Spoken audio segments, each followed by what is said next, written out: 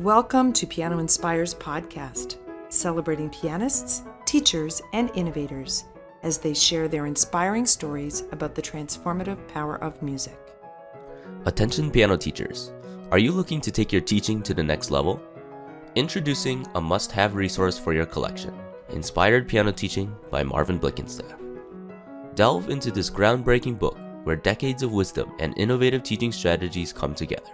Marvin Blickenstaff, renowned piano pedagogue, shares his expertise on cultivating musicality, fostering creativity, and nurturing a lifelong love for music in students of all ages. Whether you're looking to refine your teaching techniques or seeking fresh inspiration, Inspired Piano Teaching offers practical advice, engaging anecdotes, and actionable tips that will transform your lessons. Don't miss out on this opportunity to enhance your teaching journey.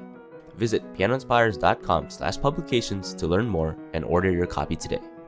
Take advantage of this exclusive offer and use code PODCAST15 at checkout for 15% off Inspired Piano Teaching. Thank you for listening to the Piano Inspires podcast and enjoy the episode. I'm Jennifer Snow, the president and CEO of the Francis Clark Center, and I am just thrilled to be speaking today with my dear friend and colleague, Brian Shepard. Brian is the CEO of the Music Teachers National Association, and we are always familiar with MTNA, and he first began his career at MTNA in 2003. Wow. As the Director of Marketing and Public Relations. I can't wait to get into that. That was like you were There's a lot to delve into. Yeah. Fresh out of the egg. In 2008, he was promoted to Chief Operating Officer and was named CEO in 2024. We're so thrilled about that, Brian. And of course, so many of people who listen to this and have met you and all of us at the center have worked with you for many, many years in those different roles. You serve on a lot of other nonprofit boards and committees. The list is so long. If you want to look up Brian's biography, you'll see how much service he does to his community. And you're also an accomplished musician who performs frequently for church and community programs as a pianist, vocal soloist, and choral conductor. There's like 10 of you. A graduate of Miami University of Ohio, Brian holds degrees in marketing and music education. Welcome, Brian. Well, thank you so much for having me here today. Yeah, we're thrilled. Well, on the podcast, we like to start at the very beginning. So your earliest memories of music, your first experiences with music lessons, what kinds of things come to mind? Well, I was really fortunate to grow up in a house where music was a high priority. My mom would make up little songs about everything. You know, we'd go to the grocery store, there'd be a song. We'd have to clean our rooms, there'd be a song. So from the very early age, we were just singing all the time, and music was very much a part of our home. All of us, my brother and sister and me, as well as both of my parents, took piano lessons from the same piano teacher, an MTNA member, Marilyn Adams, in Middletown, Ohio. And we still are all friends with her and maintain contact with her, and she's doing well. But music was just a priority in our house. So we were involved in choirs, bands, orchestra, et cetera, from the very beginning. And it was actually that love of music that was instilled from my family that had me pursuing music through high school. I started taking voice lessons when I was in high school. And then when it came time to go to college, of course, I was going to major in music. There was like no other choice. That was just really the path that had come along through my childhood and through the wonderful teachers that I had, both as independent teachers as well as the public school music teachers that I had, and particularly in choir, were just so supportive of me. I was accompanying for the choirs in high school and junior high. And so that was just what I was going to do. So I went on to Miami University of Ohio, where I got to study with Robert Thomas and Leanne Tan, who many of you will know, both active MTNA members. So I studied piano with them, as well as voice with Mario Patsmuni and William Bassano. And everyone was just so supportive of me and pursuing artistry, but they also understood that there was a little bit of another side of me that, probably wasn't going to go into full-time performance, and maybe not even teaching, because I was actually pursuing a music education degree. with the idea of moving into the public school music space. Mm-hmm. So it was my senior year of college, and I just had this epiphany that I thought, I really want to pursue a business degree as well. So I ended up contacting my parents. I was actually literally opening a Gap store, folding jeans, a brand new Gap store in Cincinnati. And during my break, I called my parents and I said, "Hey, Mom and Dad, I want to add on to this music degree. And I think that a marketing degree would be a great complement." And so I was expecting them to just hang up the phone or something crazy like that. But it was really great because they said, "Yeah, you need to do what you think is best." So I ended up adding on a marketing degree. And interestingly enough, there's no crossover coursework for that. So, so it was basically adding on a full other degree. But I'm so happy that I did it because little did I know where it was going to lead after I graduated. And pretty soon after graduation, this opportunity at MTNA opened up. They had not had someone specifically looking at marketing and the aspects of marketing membership and conferences and certification and competitions. So my wonderful mentor that you, of course, know, Dr. Gary Engel, created a new position. And that is how I got started as the Director of Marketing and Public Relations at MTNA. Lo, those many years ago in 2003. It's incredible. And what I love about this story is your life story is that the importance of music in your family life, music as a value system, music as you were coming up as something that was not only something you identified with and that you were part of, but really was your community and is your community, which when we think about your leadership role now, it's all about community building and belonging. Absolutely. And you really, those messages that you send forward come right back to little Brian starting out, where music really gave you a sense of your family life and your community life. Are your parents, were they amateur musicians or participating in music? So when you were growing up with your siblings, both your parents had studied music in school. So this was just part of what it is to be a well-educated, good citizen, is that you were involved with music? Yes. All of us were expected to take some sort of music lessons.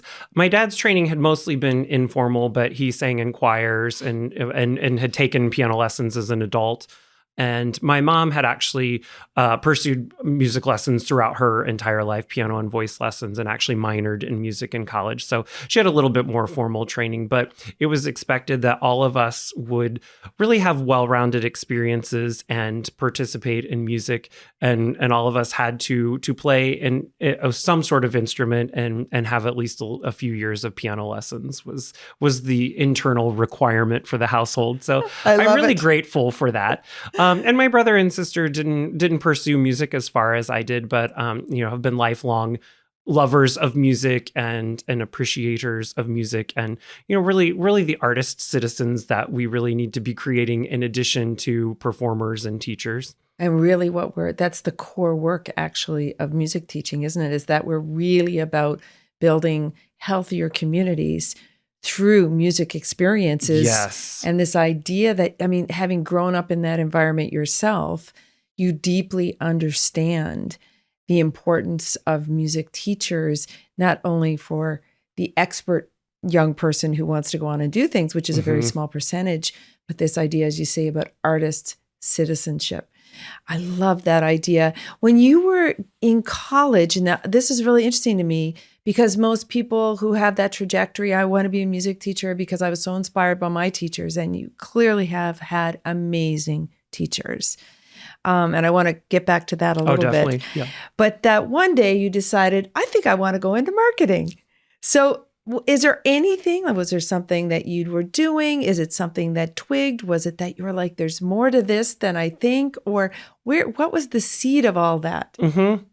So I was actually getting ready to do my student teaching in the public schools, and I had gone to show choir camp. This was like the precursor to the student. Yeah, essentially, but it was a lot less glamorous. and I thought to myself, I was like, I'm not sure if this is the best use of my talents. These are, really excited kids, enthusiastic, and I think we need to support them. But I thought, I am kind of an administrator. I am kind of a gets things done person. I want to be sort of like the architect of how we can be supporting these communities and how we can get teachers excited.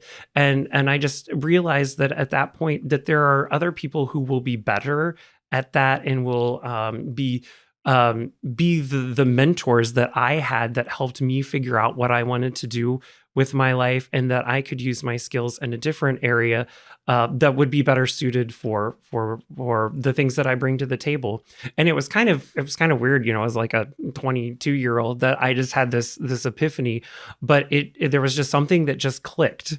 I had started pursuing an arts management minor, and I think that was kind of getting me into the trajectory of adding a full business degree.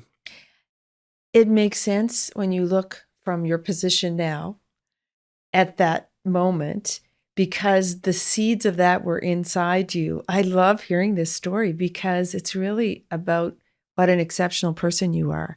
There's very few students that we come across that get that big vision picture so early and sort of decide, how can I make the biggest impact?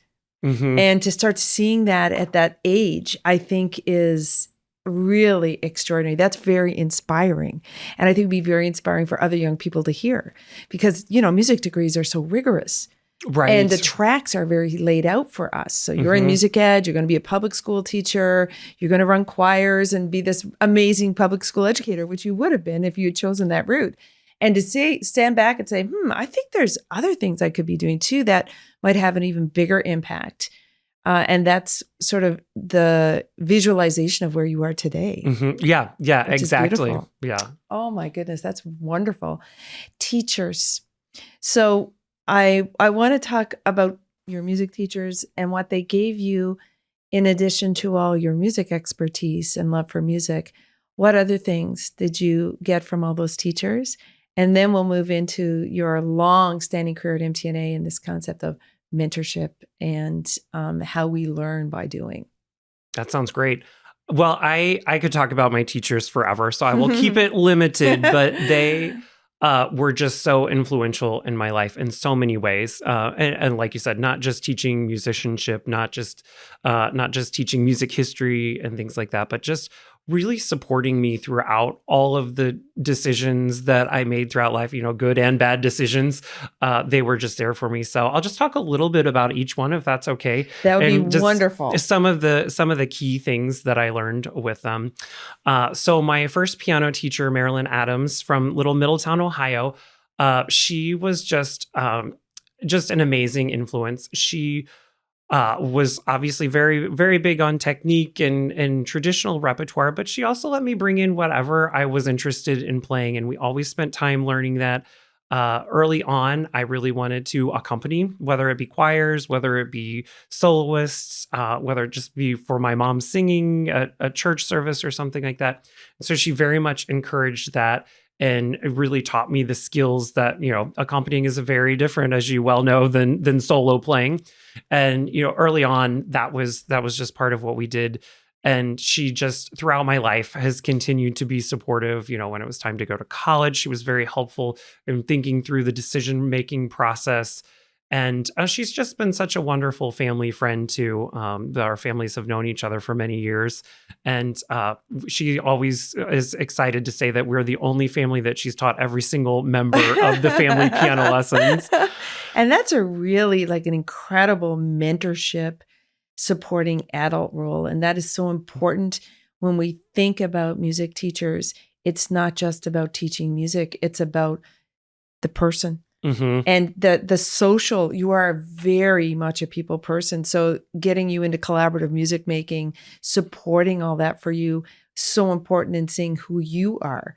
Yes. And what joy you were probably not the person that liked to be by themselves practicing away. No, not at all. No. Knowing you, Brian. Isn't that obvious? Yeah. And so that collaborative experience that she really instilled in me, because she herself also loved to accompany and be with people in groups. And so that really, honestly really set up my friend groups for moving forward. I really got into a music arts circle of friends in high school and definitely in college. And so it was just such a wonderful experience. And I love that I can still share these experiences with her. We had a teacher honor roll program and it's such a wonderful way through the center and MTNA that we can honor these teachers who are just really doing great work and are kind of flying under the radar for the most part, but they're literally changing lives. They're literally, creating CEOs, your teachers, my teachers. And at the time, they're probably thinking, why didn't he practice more this week? Nothing's ever going to become of him. But it really, the seeds that they are sowing at an early age are just so important. I love what you said there about flying under the radar. And we're going to jump a little bit there, but that really speaks to the honor roll program, power of a piano teacher working together to really amplify and elevate the incredible work of these individuals in community. She taught your whole family. Yeah. She has been with you as a coach, as a guide, as a friend, as a mentor. And the impact that has had on your life is so evident in the way you speak about her. So it's a beautiful way to look at the importance of the work that teachers do in community. Yes. And you have other teachers too. I do. So when I was in high school, I started taking voice lessons from Helen Ramsdale. And she was actually one of our first MTNA Foundation fellows in the early 2000s, because she basically taught all of Middletown. There was a group in, I guess, the 50s or 60s, the McGuire sisters. She was also their voice teacher. And she lived to be 107. Wow. Yeah. And if that's not incredible enough, she was teaching until a month before she died. She still had a few voice students. Oh, I love it. That's incredible. Yes. Isn't that what? That's probably why she lived so long. Oh, yeah. Exactly. Go. Yeah. Her husband died sometime in the 1960s, and her son died in the 1960s as well. And she just was her own person.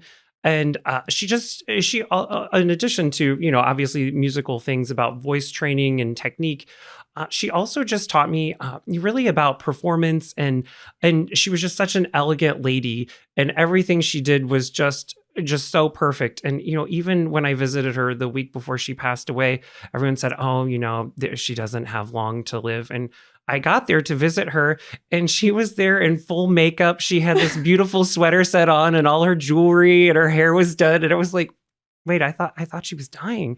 And sure enough, a week or so later, she passed away.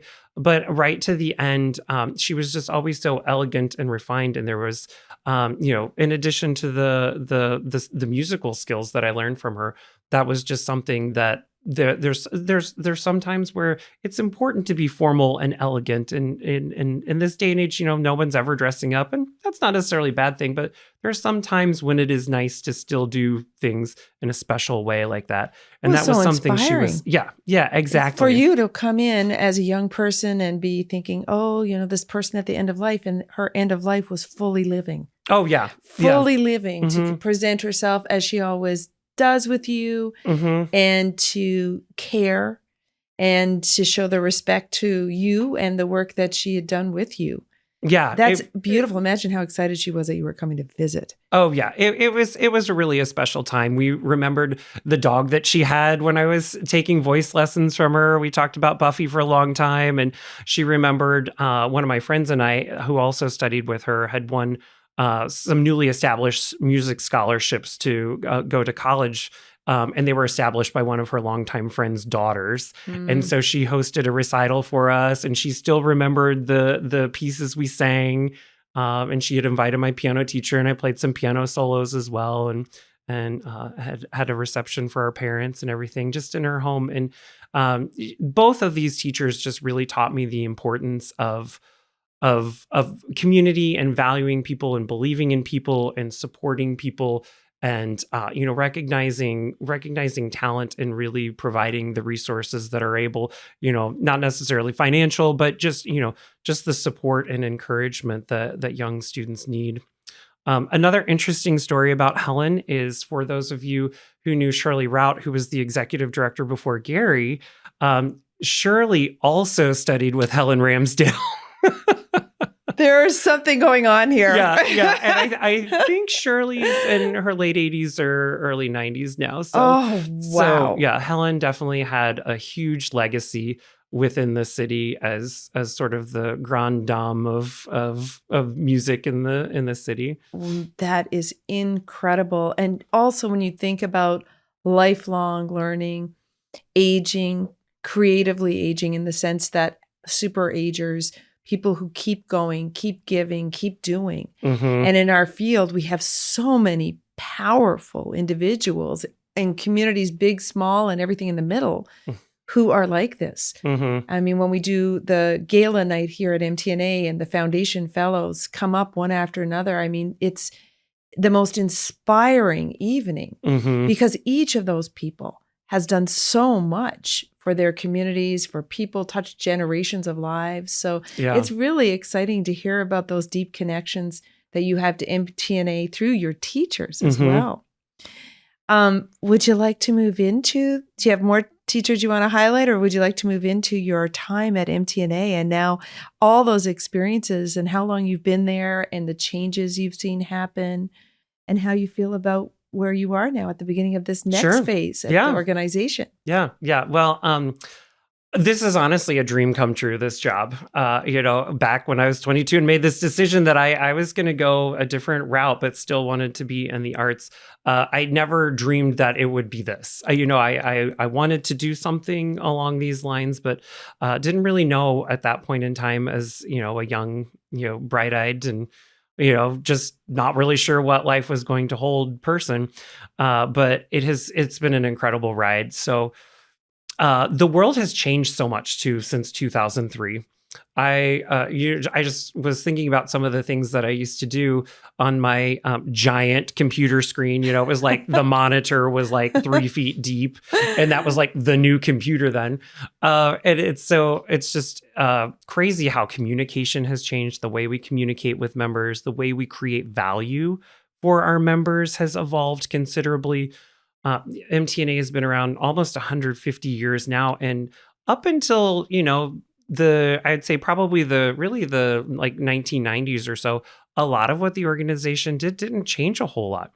We had competitions, we had student activities, which we obviously still focus on, but so much has changed since then. More people are independent teachers as a full-time, their sole income. So that has changed considerably, even in the last 20 years. Yeah. That move has been happening. And then the move from studio teaching from more of a, just kind of a side business that might be in someone's home. Lots of people are now teaching in studios outside of their homes. They're taking credit cards, they're taking Venmo. It's not just, leave some cash on the piano on your way out anymore. And Sure. so there are a lot of needs that teachers have that they never learned about in school.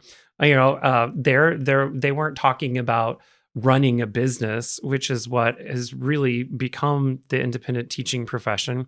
And then from the college faculty perspective, that's changing pretty dramatically too, Yes. as universities revisit the structure of these tenure track roles, adjunct faculty roles.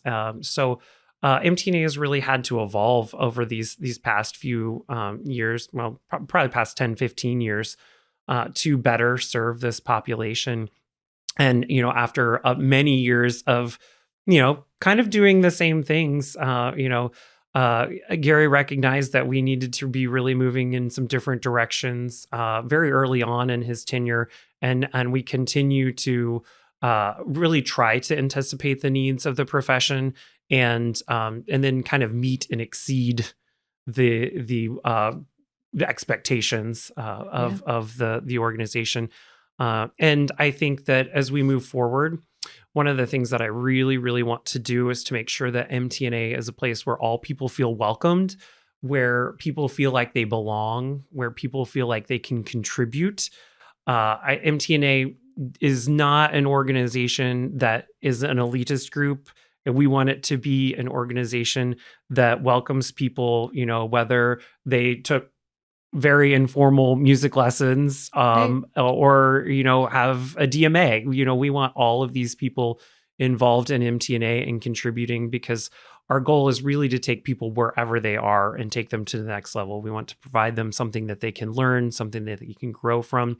And it's not that you have to be a certain standard to join MTNA. It's really our goal to be a kind of a shining light to all people, to come together and to share what they have, because everyone's going to bring something different to the table. Yeah. Everyone's going to have some knowledge. Everyone is going to have an inspiring teacher story that people would love to hear. Everyone is going to have some repertoire that they know that nobody else knows. Everyone has so much to bring to the table. And I really want to be able to celebrate that and encourage that. And it's okay to have some differing opinions, but we can still all come together and celebrate something that we all love, which is music. And that's really the kind of North Star guiding that I see happening with the organization. Yes, I agree. And I think it's always been sort of the organization that takes the lead on so many things as the profession changes. A lot of the things that you're talking about have to do with, the realities for the young graduates that are coming out are very different. Mm-hmm. And their idea of how they want to contribute to their communities is also shifting and changing. And the quick response, the awareness of that, I think MTNA has always been the organization that has the infrastructure right to the state levels, the local levels, right up through the national level, to think about anticipating and providing those structures so that as new teachers come out and they face challenges they never thought they'd have to face, or they're not having the same model as what they had as models. Mm-hmm. There's so much that MTNA does to support on those things. You and Gary were a real dynamic duo for a very long time. And you've also a mentor of mine, and we both celebrate the incredible leadership and opportunities that we have and have had to be around somebody like that. Now that you have learned so much from Gary, and you've been really very instrumental in running MTNA for a very long time. So this is not like you were parachuted in. You already were doing so much about what MTNA is today. You've been a huge, huge part of that. And now you sort of have a different horizon. And we're in very changing times. Yes. Very stressful times for a lot of people. There's a lot of economic uncertainty. And so what's your you're a dreamer. I when I do these podcasts, I start to hear these threads as people start talking. And you've mentioned many times, I never dreamed of this, but I dreamed of this someday. And you have this dreaming quality, which is a visionary quality. What is your dream for the future of MTNA, which, we're just sort of blue skying. Sure. But what is that sort of big picture dream for you from where it is now? Yeah. Well, I think the ultimate dream is really having a musical environment where people are not uncertain about the future, where people know that they will have a steady income. People will know that music teaching, whether it's independent college faculty, whether it's at a music school, that they will know that this is a viable profession for them to raise a family, for them to support children, for them to, to be themselves. And, right now there's some things that are challenging to making that happen. And then I also envision, an environment where we can all be working together. You and I talk a lot about this, just when we have coffee. There are so many great things that our organizations are doing, and we can be working together. We can be collaborating with other organizations. So I dream of a day where we really optimize those relationships that we already have and can really take those to the next level. And there's just so many things that we can do, because we really want the profession to succeed. We want our teachers to be successful. We want young professionals coming into this profession excited. We want them, we want this to be their dream. We want this to be, how they want to, have a huge studio with multiple teachers. If that's their dream, we want to help them make that happen. If they, want a college faculty job, we want to make sure that we're creating enough music makers who are interested in going to college to support having these faculty positions that are, largely being eliminated in some areas. So we want to make sure that the profession thrives for another 150 years. Can you imagine the celebration at MTNA's 300th anniversary? Well, we're going to be super agers, Brian. Exactly. We're going to be there. Right. There's an episode of Golden Girls where they promise to get their heads frozen. And so we can get our heads frozen and then we'll thaw them out for the 300th anniversary just so we can be there. Exactly. We can be, yay, it all worked out. Exactly. All those seeds we're planting, it's working out. Exactly. But I think we need to be dreaming about things like that instead of wringing our hands and lamenting about, whatever the current situation is, because there'll be ups and downs for the next 150 years, I'm sure. But we really need to stay focused on the positive, because it's really easy, myself included, to just read the news or just see of all these things that are happening. And it's easy to get discouraged. And when you get discouraged, you lose sight of this big dream. And, the big dream might take shape differently, but it's going to evolve and kind of grow. We've been talking a lot about strategic planning with the board. And I think with this dreaming, it's like a GPS. You hit construction, so you take a different route, or, the bridge is out for some reason and you take a different route. And so I think getting to that dream isn't going to be a linear path. It's going to be some circling back. It's going to be some pausing. It's going to be, an overnight at a hotel while we wait to figure out the next steps. But the dream still needs to be there. I love this. That's so inspiring. And I agree with you. I think one of your biggest strengths and also your opportunity it's in when you are shining brightly. You said a beacon. And, we know that in the day-to-day, it's not always easy. And so that kind of vision for everybody's dream, a place for everybody to dream, a place and an opportunity to be supported in your dream, whatever that might be, is very inspiring to hear you talking about that. I think we're at a nexus point where everyone says inflection point, but I wonder if we're at this point where what we do actually on the upside might start to be really recognized as a critical experience, that music making for everybody is essential, human to human. Are you concerned about AI and technology and its impact? I mean, how do you feel about that? We've seen so much disruption since you started at MTNA. Really, that's when all that technological revolution started. How younger teachers and musicians interact with each other has changed dramatically. We've all witnessed sort of the rise of the technology and its impact. Do you feel that is something threatening to music teaching? Do you think it's something that's more opportunistic? I mean, what do you feel about it? Yeah, I think there are some great ways that we can be harnessing some of this technology, and I think we need to I think we need to embrace what we can to support the profession and not shy away from it, because it's not going to go away.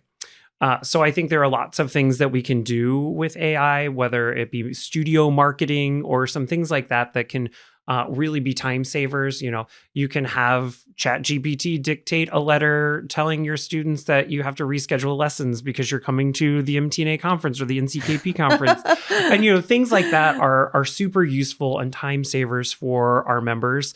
When it comes to content creation, that's a little bit disturbing to me with AI and the capabilities of that. So MTNA is working with the National Music Council and some other organizations to really try to get some legislature that protects creator rights and put some boundaries on that. It's very unclear where that's going to go at this point, as most things are pretty unclear right now.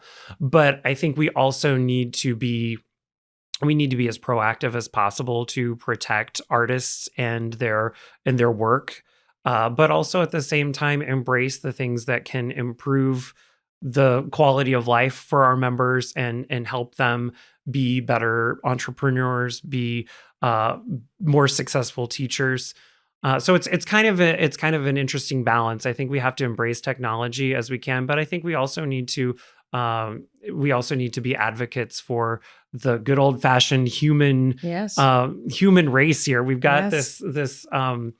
we've got a lot of potential conflict with this, and so We could be we need the to- antidote. We Right, could be the right, answer. yes, That's what I yeah, believe. I believe we're exactly. the answer, that our community will be the ones who are out there as the antidote Mhm, to a lot of this and this idea of human to human experience. mhm, When we think about music teachers, that our community, they're working with one-to-one or small groups or Mhm. large groups, but it's human to human human. experience. And that energetic exchange is not task driven. mhm, And I think it's so important for young people, because if you think about how we grew up, we just were dreamers. We just thought, Mhm. oh, I love music, so I'll just go into music. We didn't see, 10,000 or 10 million videos of people playing or singing better than us. Oh, right. Oh, yeah. Or now machines creating Exactly. symphonies better than us. Yeah. We just thought, oh, we were kind of naive. We were like, oh, okay, I love Uh-huh. music. We'll just go into it. Mhm. And protecting that,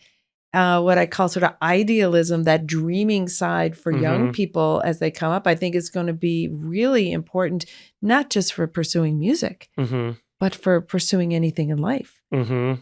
right? I mean, Yeah. what do you think you gained from studying music that you now use on a regular basis as the CEO of the most important organization for music teachers? I would say discipline. Practicing teaches you so much discipline. Whether you're performing a lot, or not, just preparing for something, being prepared. That's another thing too. That being a part of music, you can't just walk out there. You can't just do that. Whether you're singing, whether you're playing, you can't just walk out there. You have to have done the work ahead of time, and you have to be tenacious. There will be sometimes that you have done the work and you walk out and it still doesn't go well. But you also need to then use that as a learning opportunity and say, okay, well, I could have probably done this better. I didn't practice that section as much as I needed to. And I approach everything that I do, whether it's a presentation, whether it's talking to the staff, whether it's putting the budget together, there are learning experiences along the way. And I think having that musical training and having those mentors that, encouraged me when I had a performance that didn't go well, or, I messed up a scale during the technical exercises portion of the evaluation. Those things need to be learning experiences. The other thing too is, from all the choirs that I sang in, the importance of working with others, the importance of getting to know people who are different than you. It is so exciting to me to talk to people who, might be from a different country or studied in a very different way. Their teachers were very different, not bad, not good. They were just very different. And it's so interesting to see the techniques that they used and were helpful to them. So, just creating a big community for everything that you do. I don't really do anything just on my own. I'm always interested in input and feedback and ways that we can make things better. And all of that really stems back to the musical ensembles that I was in, the teachers that I had, the performances that I did that went well, the performances that I did that went very poorly. Actually, you learn a whole lot from the ones that go poorly. Always. Maybe even More. more so You than learn the more. good ones. Yeah. Yes. Yeah. And you remember those too, and you remember Yeah. those lessons. And I would not trade 1 minute of my music study. I would not trade any of the musical experiences that I have had in the world for anything. They have just been so valuable. They've shaped my life. They've shaped the people that I know. They've provided the best friends. They've provided just a wonderful network of thousands of teachers across the country that I consider friends and colleagues. And none of this would have happened had I not had this home life that I grew up in where music was so important, and they said, you're going to do this. And at that point in time, I wanted to do it. It wasn't like they had to force me, but No, but music has given us everything. yeah, it has. It's opened I all agree. the doors. It's for social things, for personal things, for friendships, for career. It's all been tied to music. Beautiful. Well, as we say, we serve the art. Yes. And as a result, we are the beneficiaries of Mhm. everything that it brings us. Mm-hmm. I have to say that you are one of the most open, empathetic people that I know and I've ever met. You have such an open, positive energy. And I think that's really an interesting characteristic for a CEO. I always think if we could take this and bring it to the Fortune 500 to get an understanding Right.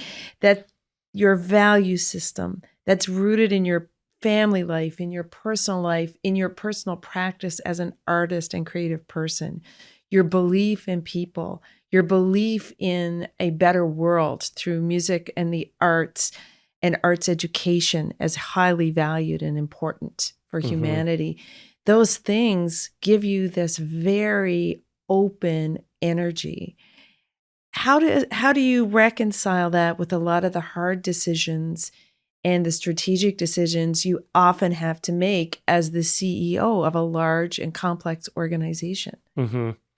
Yeah, so there are oftentimes decisions that come up that are very difficult because someone's not going to be happy, or lots of someone's are not going to be happy, as you well know. But one of the things that I have always tried to do is to build a community around that, to advise. At the end of the day, I will be the one who needs to make the decision, or and the board might need to be the ones that make the decision. But it's all about information gathering. It's about getting different perspective. It's about building that community around you to advise first, and that I think is hugely important, because a lot of times, even if you make a decision that people weren't excited about, the fact that they were consulted, that you listened to them, even if it wasn't what they wanted, they know that I listened to them and that I understood what they were saying, where they were coming from. And that's hugely valuable. And oftentimes, there have been situations where people have said, "Oh, I get it now." Even when we talked about it, I was a little heated about it or upset. But it's really about not doing things in a vacuum. It's community isn't just about people feeling welcome at MTNA and learning and growing from each other. Community is about decision making too. And I think that is something that I want to make sure that I keep going throughout my time at MTNA. So people know that their thoughts and opinions are valued, not just on musical aspects or pedagogical aspects or teaching aspects, but really everything that we do and the future of the organization, where we head. It's not just my vision. It's a collective vision that then I can lead the charge with, knowing that we have done our homework. Yes, and together. And we are moving forward together. I think that's the title of your book right there. Yes. Community is decision making. Yes. I love that. Yeah. I'm taking that, okay? Yeah, oh, absolutely. I will quote you on it. Yes. But it's true. It's really this idea of creating consensus and understanding, because you can only pick the best option for that sort of adheres to the mission, and that's kind of the role as the leader, that you have to really take counsel and then make people feel like they're a big part of that change, which you do very beautifully, really beautifully. We're coming to the end of our time together, though we could talk for hours, and we will later. Yes, but you do have to run a conference, my friend. Oh, that's right. There's that. I know. We are so grateful that you took time out of your incredible schedule here at the MTNA National Conference, which we're very much looking forward to. It looks fabulous as always. Congratulations on your first year as the CEO. But I feel like you've been very much in the leadership role here for a very long time as a collaborative leader. And I know we all feel very secure and very comforted that the organization that we treasure and we rely on is in such amazing hands. We do a little closing thing here. You may have heard it. We say piano inspires, and we ask you to finish that. I'm going to give you a second one as well. Piano inspires. everyone. Yay, it does. And music inspires. Music inspires the future. Beautiful. I love it. Brian, thank you so much. Thanks for joining us today. It's been a real joy to be with you. And I'm very inspired by this time together. And we're just going to have to make more time together. Absolutely. We got a lot of work to do. This is just the beginning. Exactly. Thank you so much for having me. Thank you, Brian. The Francis Clark Center is a not-for-profit educational organization that serves the advancement of piano teaching, learning, and performing. Divisions include Piano Magazine, Piano Inspires Kids, Journal for Piano Research, National Conference on Keyboard Pedagogy, the New School for Music Study, Piano Education Press, International Online Teacher Education, and Piano Inspires Online Community Hub. Please visit us at pianoinspires.com to learn more about our impactful work and inspiring community.